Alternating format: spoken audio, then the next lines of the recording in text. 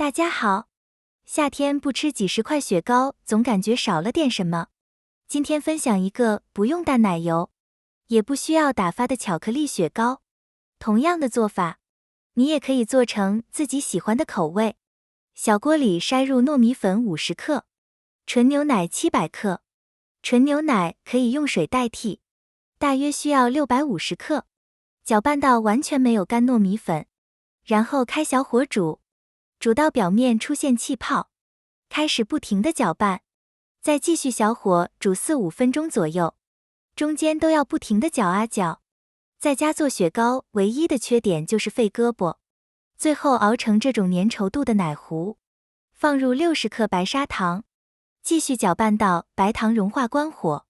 这个时候你可以尝一点，看甜度合不合适，然后继续搅拌1分钟左右。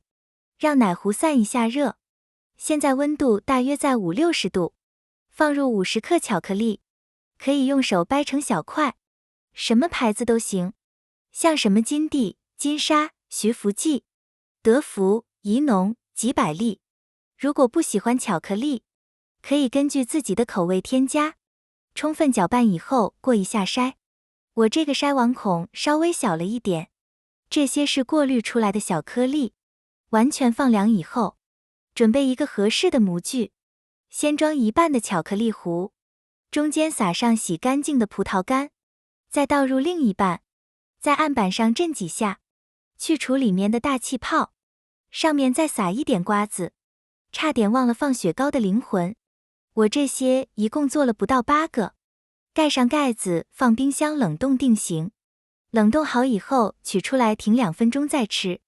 口感更好，巧克力糊装的有点满，表面的瓜子被压进去一点。大家在做的时候装到9分满就可以。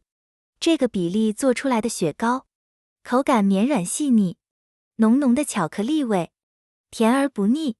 自己在家做的干净卫生，没有任何添加剂。爱吃雪糕的朋友可以收藏起来。谢谢大家。